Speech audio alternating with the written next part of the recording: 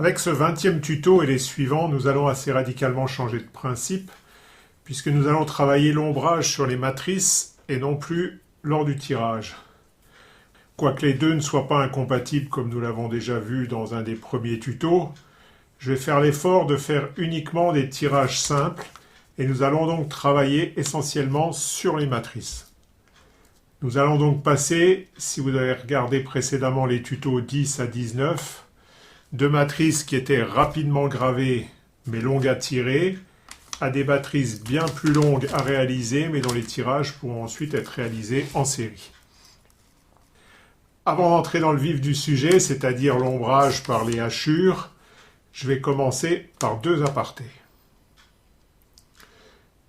Premier aparté. Comme les matrices dont je vais avoir besoin ici comme exemple, par exemple celle-ci sont plus longues à graver. J'ai pris du travail avec moi lorsque je suis parti en vacances. Mais même si cela aurait été facilement envisageable, je n'ai tout de même pas pris ma presse, le papier, les encres, etc. J'ai juste pris quelques supports. Bon, ensuite, j'en ai récupéré sur place. Enfin, j'en avais pris un peu plus que ça quand même. Ma boîte de feutre. Les pointes à graver. Un couteau à peindre. Et un tube de grit pen. Pourquoi du grit pen? Et pourquoi avoir pris de l'encre puisque j'ai pas pris de presse? J'ai pris de l'encre et un couteau pour pouvoir vérifier ce que je fais lorsque je fais de la gravure. Après réalisation de la gravure, donc par exemple ici, voici deux matrices qui sont a priori finies. On voit le dessin, suivant comment on oriente, on voit le dessin, mais bon, il faut jouer avec la lumière et c'est quand même pas très précis. Donc une fois que j'ai fini ma matrice, même si je n'ai pas de presse, je vais passer un coup d'encre dessus. Du grit pen parce que c'est, comme on l'a vu, une encre qui se nettoie très facilement. Je prends un rien d'encre. Je vais essayer d'en passer à peu près partout. J'en mets pas trop pour pas non plus trop encrasser.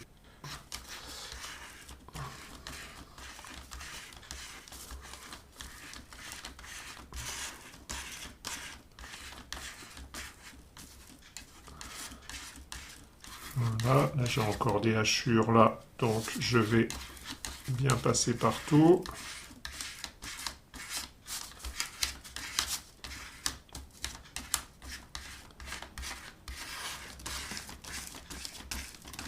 Voilà, je passe à peu près partout, j'enlève déjà le surplus avec le couteau à peindre, ce sera toujours ça de moins à enlever.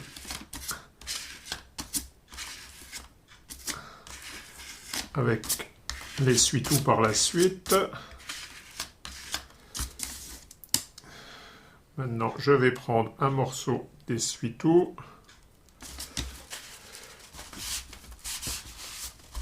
Et je vais enlever tout l'excès d'encre.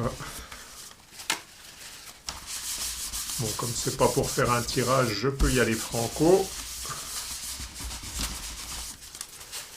Voilà.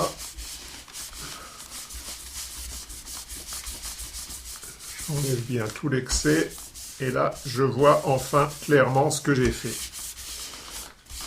Alors, pourquoi est-ce que je ne vous ai pas présenté ça plus tôt? Parce que tant qu'on faisait des matrices simples, sans ombrage, il n'y avait pas forcément besoin de vérifier le travail. On voyait bien le trait qu'on avait fait.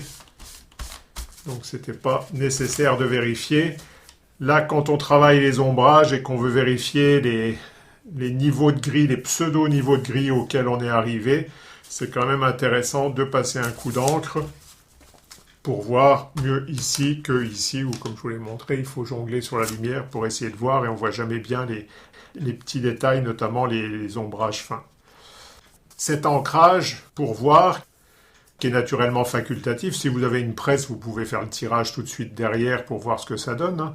Là, je vous parle du cas où vous n'avez pas une presse sous la main, donc même en atelier de dessin, vous pouvez faire votre dessin, faire l'ombrage et ensuite regarder ce que ça donne. histoire de ne pas, par exemple, faire une séance entière d'atelier sans trop savoir où on va. Mais par contre, si j'ai un conseil à vous donner, c'est de ne faire cet ancrage que vraiment à la fin, une fois que vous considérez que votre ombrage est achevé. C'est-à-dire que cet ancrage va vous permettre éventuellement de faire quelques petites rectifications par-ci par-là si vous voyez qu'il y a un défaut. Mais ne faites pas l'ancrage trop tôt, puisque une fois que vous avez fait l'ancrage, si vous venez réombrer, par exemple ici, si je veux remettre un peu de densité, je ne vois plus ce que je fais, même en penchant, puisque là, je rajoute des traits sans couleur au milieu de couleur, donc j'ai beaucoup plus de mal à voir ce que j'ai fait. À partir du moment où l'ancrage est fait, les corrections seront plus délicates à faire. Attendez bien d'avoir considéré votre matrice comme finie avant de faire cet ancrage de test.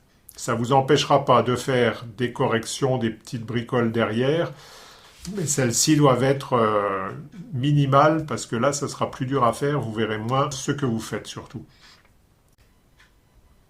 Le deuxième aparté va concerner les outils de gravure. On a vu donc dans l'un des premiers tutos qui était consacré à la gravure proprement dite et notamment aux outils à utiliser, que selon l'outil qu'on utilise, on va avoir soit des traits très nets et très sombres, soit des traits qui sont un peu plus diffus. Je vous avais dit à l'époque que les traits très nets, qui sont les plus tentants au départ, ne sont pas forcément toujours les plus adaptés, notamment quand on fait de l'ombrage à l'ancrage. Puisque dans ce cas-là, on ne va pas tout essuyer, donc on pourra garder des traits relativement foncés. Et puis on a même été jusqu'à voir que dans certains cas, il est intéressant d'avoir des traits peu marqués, et on a même vu comment supprimer tout ou partie des traits contours. Ici, nous allons travailler, comme je vous l'ai dit, avec des tirages simples. Nous allons tout mettre sur la matrice et nous ferons un tirage simple, comme je viens de faire l'ancrage à l'instant, c'est-à-dire qu'on va déposer de l'encre et ensuite essuyer tout le surplus d'encre pour ne garder que l'encre dans les traits et donc avoir du blanc partout où il n'y a pas de traits. Les outils qui attaquent juste les couches de polyéthylène sans descendre jusqu'à inciser l'aluminium et atteindre le carton en dessous ne permettent pas d'obtenir des traits très marqués qui vont résister à l'essuyage si on essuie fortement pour obtenir du blanc partout autour du trait. Pour ce faire, il faut utiliser des outils pointus et bien appuyer nettement pour descendre jusqu'au carton. Donc, quand on le fait, on sent bien qu'on arrive jusqu'au carton, on sent un peu la granulométrie, la résistance, enfin, l'arrachement du carton en dessous. Quand on arrive jusqu'au carton, l'encre va bien s'imbiber dans le carton, si je peux dire. Et donc, quand on va faire un tirage simple, on aura un trait qui restera bien net, bien sombre. Même si on a essuyé autour, il restera de l'encre dedans qu'on va venir chercher sous la presse et donc qui permettra d'obtenir un trait foncé. Puisqu'on a vu donc que quand on fait des tirages avec de l'ombrage à l'ancrage, on n'essuie pas tout, on garde un voile de fond finalement, et on a quand même du blanc, proprement blanc, puisque ce qui est important, c'est d'avoir au moins des zones de blanc très blanc, parfaitement blanc. Donc ici, on en a peu, mais on a quand même le contour de la main qui est parfaitement blanc, puisque là, j'ai été essuyé plus. En essuyant juste les zones de lumière, on arrive à avoir des blancs qui sont blancs sans aller chercher l'encre dans les traits, donc sans affaiblir les traits. Ici, vous voyez, j'ai un tirage qui est relativement sombre. On a ici du noir qui est quasiment noir, mais par contre, on a un voile de fond qui est resté partout, sauf sur les zones où j'ai vraiment essuyé fortement.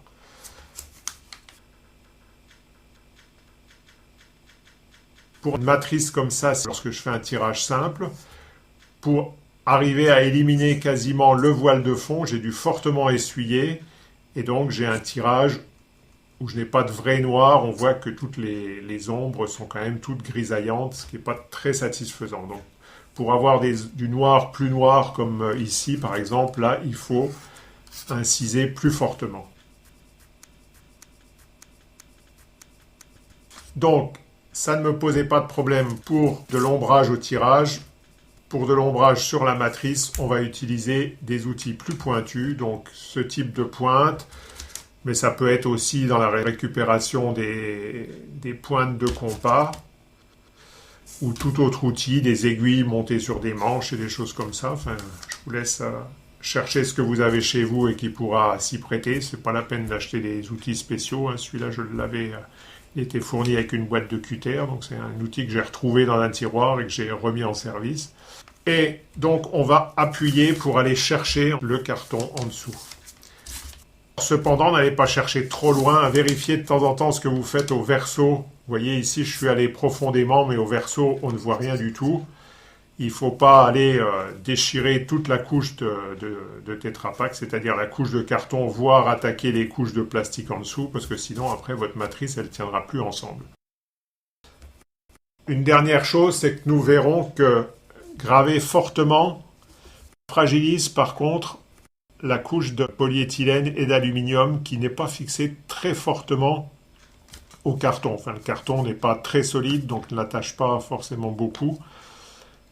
On verra dans un tuto spécifique comment enlever la couche d'aluminium. Donc ça, c'est une technique que beaucoup de gens connaissent. Beaucoup de gens commencent le Tetra Pak comme ça, par enlever la couche d'aluminium, en découpant au cutter par exemple. On verra ça dans un tuto spécifique.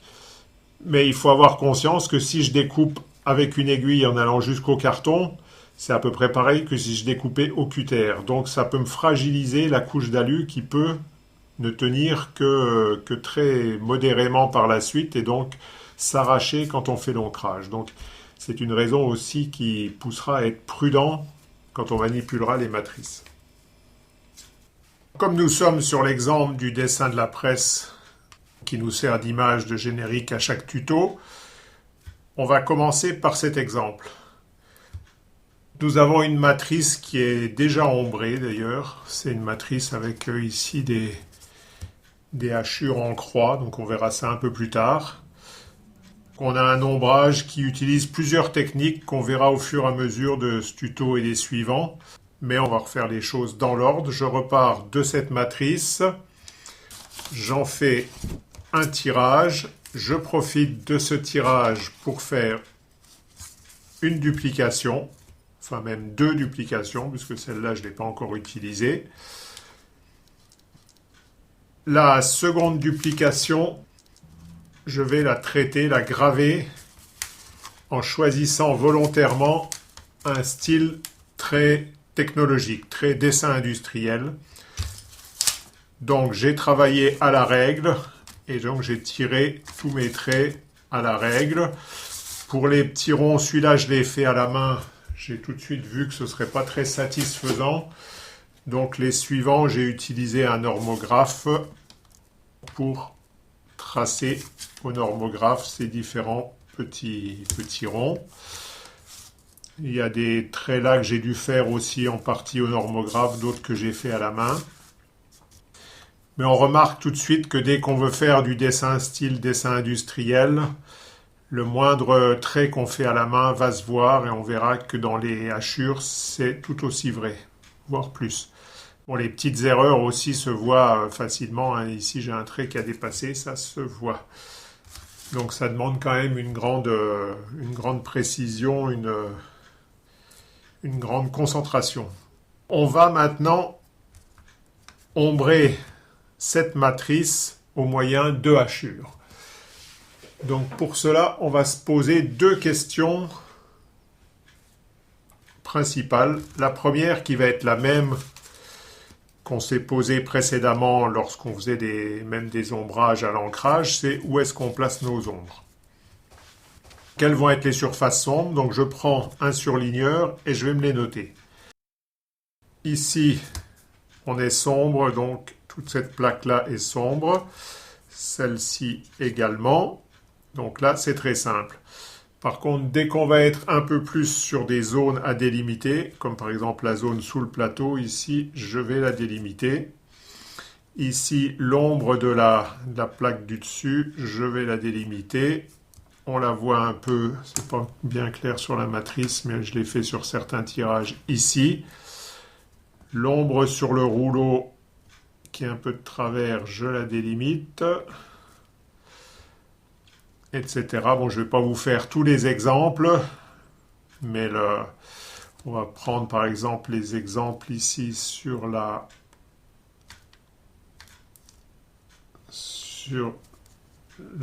poignée de la presse qui revient ici, qui va là. On pourrait faire les doigts, pareil, ici, ici, sur le pouce aussi, etc.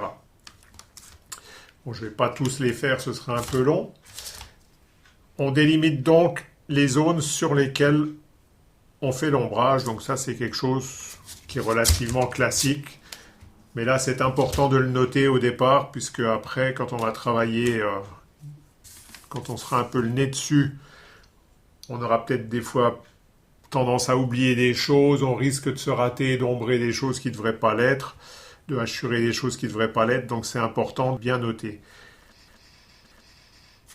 Et ce qui va être aussi très important et qu'on n'a pas eu à se soucier pour le moment, c'est la direction de nos hachures. Si je prends cette plaque-là, est-ce que je vais tracer des hachures qui soient parallèles au plateau? Est-ce que je vais tracer des hachures qui sont parallèles à ce bord? Est-ce que je vais tracer des hachures? Je pourrais les faire verticalement. Donc j'ai le choix, je prends une option. Donc là, comme en plus c'est une matrice sur laquelle j'ai commencé à travailler, donc j'ai pas trop le choix, je vais faire mes hachures dans ce sens-là. J'en trace quelques-unes, histoire d'avoir la direction, d'avoir des repères sur lesquels je vais pouvoir à la fois me servir d'aide-mémoire et de repères. Bon, là, c'est facile puisque je suis parallèle ici, donc comme je vais partir de là, je vais tirer là. Par contre, quand je vais arriver sur cette seconde partie, la partie qui est en arrière de la plaque, qui est la même plaque, donc pour bien visualiser qu'on est sur la même plaque, pour que ce soit bien clair pour le spectateur, il faut que j'ai les mêmes hachures, donc exactement là dans la même direction. Et là, j'aurai plus de repères. Donc là, ça va être encore plus important de tracer des repères. Voilà, j'en fais quelques-uns qui vont bien m'aider quand je vais commencer les hachures là pour faire bien tout pareil. C'est important de tracer. Là, on va faire les hachures à la règle. Même si vous ne les faites pas à la règle par la suite, il est très intéressant souvent d'utiliser la règle justement pour assurer la continuité des directions. Et ça, même si vous tracez à la main. Si vous voulez des hachures qui soient un peu à main levée, qui n'aient pas l'air trop régulières. Sur cette partie-là, c'est pareil. Je pourrais faire des hachures comme ça. J'ai un tas d'options possibles. Ce qui est important, c'est qu'on a deux surfaces qui sont à angle droit. Donc il faut bien insister sur le fait que c'est des surfaces à angle droit, donc changer la direction des hachures. Donc là, je vais les faire par rapport à la limite de l'ombre. Donc là, j'aurai bien une impression d'angle droit. Et de la même manière que tout à l'heure, ici derrière, on est sur la même plaque, donc je vais garder la même direction. Donc je tracerai mes hachures comme ça. Voilà. Sur cette plaque-là, je vais continuer ici. On est parallèle à la plaque qu'on vient de tracer, donc on ne va pas trop se donner le choix. On va tracer des hachures qui sont de nouveau comme ça. Et pareil, dans la partie arrière, même direction. Je ne vais pas trop traiter les autres cas pour l'instant. Le cas des doigts, mais sachez que c'est pareil. On verra un peu le cas des arrondis par la suite. Mais il est important de tracer tout de suite les directions là, puisque là on sera même plus sur des droites, donc ce sera des arrondis qu'il va falloir définir. Mais ça, on reviendra un peu plus tard là-dessus. Idem sur les cylindres, il y a plusieurs options, donc on en parlera plus tard. Voilà, j'ai tout tracé. Maintenant, il ne me reste plus qu'à commencer à graver. Alors, ce que je vais faire, c'est que je vais graver, on va faire le tirage, et ensuite, on regardera les détails. Donc, je vous montre la gravure. Donc, ici, c'est déjà réalisé. Donc, je vais vous faire la partie qui suit. Donc, je reprends bien mon angle, et je continue. J'essaye d'avoir le même espacement, on verra que c'est important. Je regarde bien où je grave pour ne pas passer sur des parties qui ne sont pas gravées. Donc là, en l'occurrence, les petites barres. Là, je vois que je suis en train de partir avec un écartement un peu plus important que ce que j'ai fait là-haut. On verra que c'est important de respecter un écartement qui soit identique.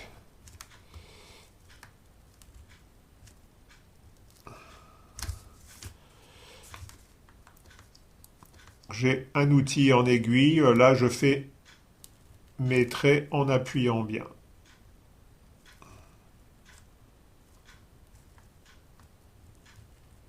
Je travaille avec une simple règle, il existe des outils qui permettent de faciliter ce genre de choses, mais c'est surtout pour les gens qui font vraiment du dessin industriel. Voilà, donc j'ai fait ici, je pourrais faire pareil ici.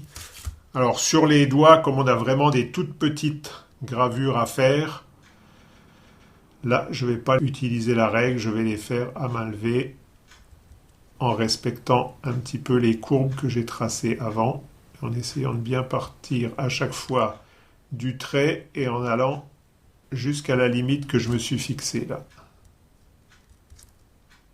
Donc il y en va un là et un là. Comme je vous l'ai dit au début, j'ai tout préparé pendant les vacances, donc j'ai déjà une version achevée quelque part. Il suffit juste que je la retrouve, la voici. Voilà, donc j'ai une version achevée, et donc j'ai pu en faire un tirage. Alors on va examiner un peu ce tirage de près maintenant, et regarder un certain nombre de choses qui sont importantes. La première, c'est que on est parti sur du style dessin industriel, dessin technologique, et que c'est un style de dessin qui ne pardonne pas les erreurs et les imperfections. Vous voyez par exemple qu'ici,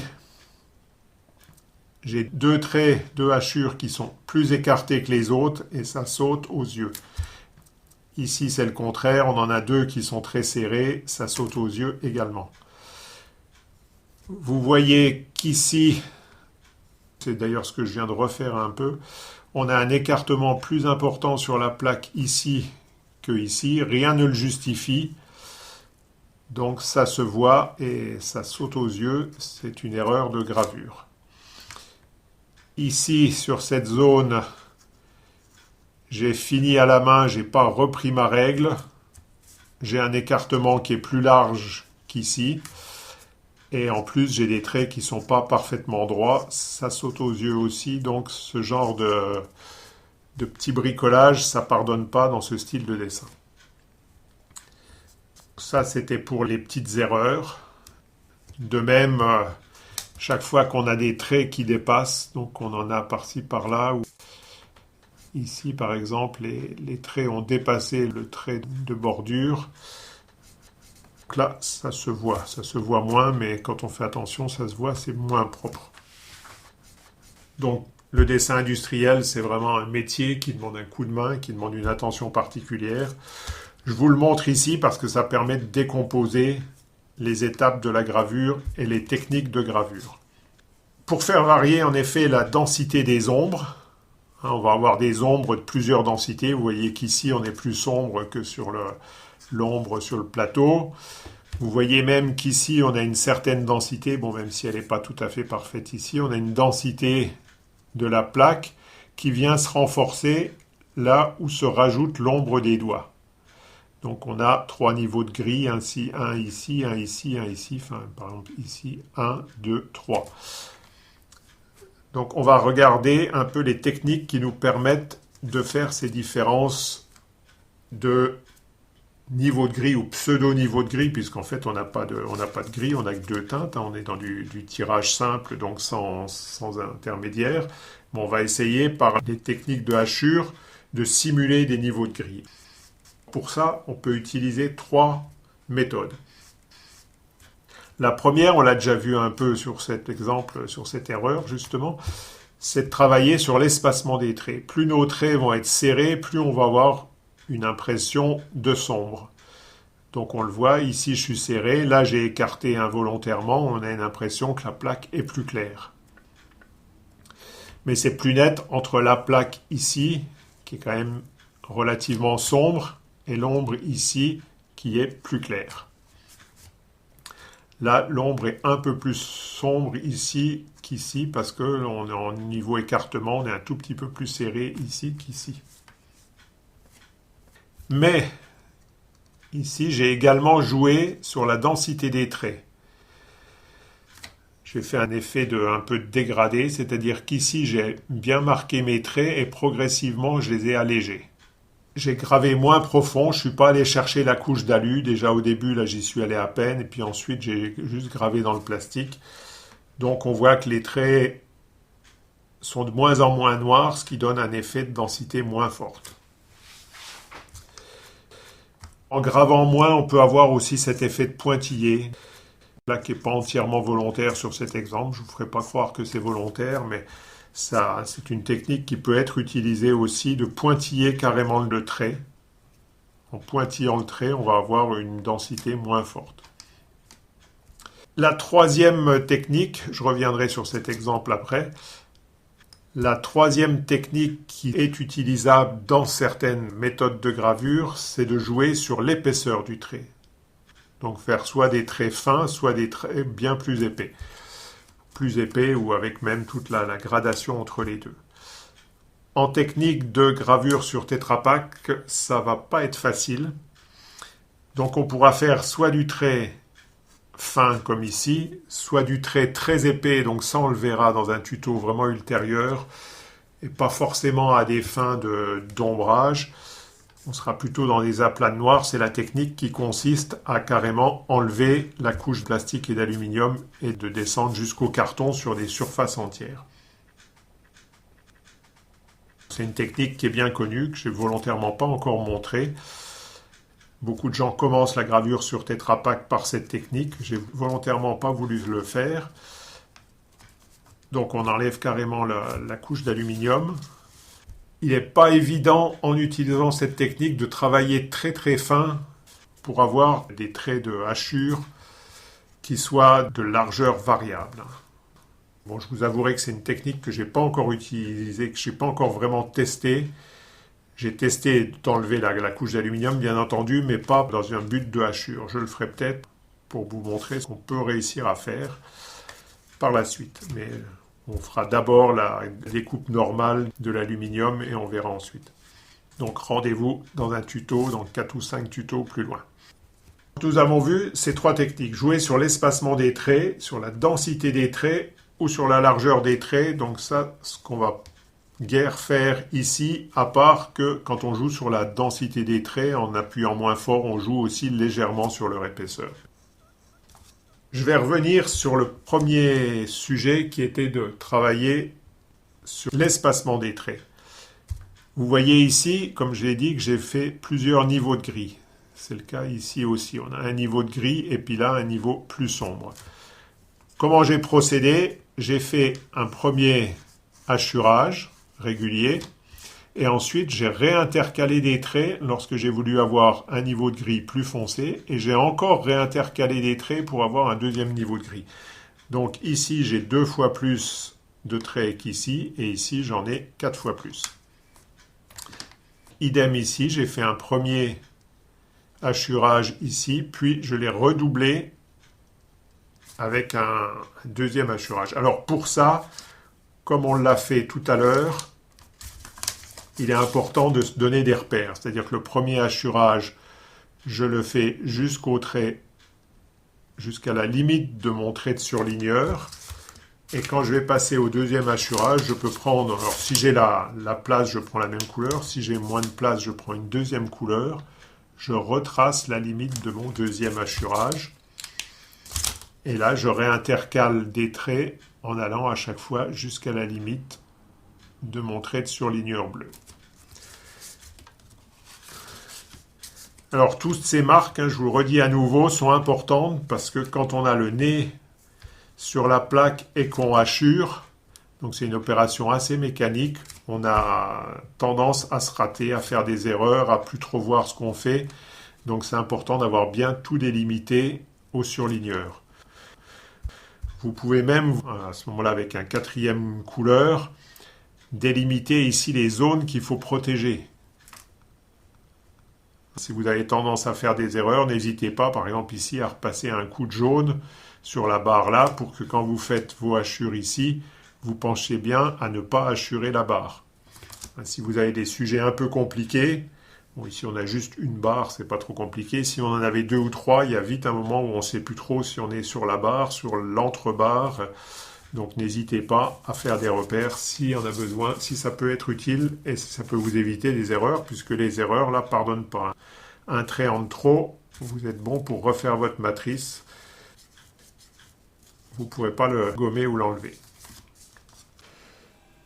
Nous avons traité ce premier exemple en ombrant la matrice et en réalisant le tirage dans un style qui n'est probablement pas celui que vous avez envie de réaliser pour vos œuvres, sur un sujet qui n'est aussi probablement pas celui que vous allez traiter. Dans le tuto suivant, nous repartirons de notre deuxième sujet fil rouge, donc la statue. On verra comment appliquer ce que nous avons fait sur un sujet qui comprenait essentiellement des surfaces planes, un sujet qui ne comporte que des surfaces arrondies, que des volumes. Donc on verra comment mettre en valeur les volumes. On verra que la technique que nous avons utilisée de hachure à ces dessins techniques ne convient pas forcément à ce type de sujet, donc on adaptera, on fera des choses un peu, même complètement différentes. Et pour finir, par donc ce que vous avez déjà aperçu, par des portraits, des choses comme ça, où on aura des hachures un peu plus libres et plus variées. Mais pour cela, pour arriver à ce niveau, je préfère évoluer progressivement et travailler progressivement en vous montrant un peu les techniques pas à pas.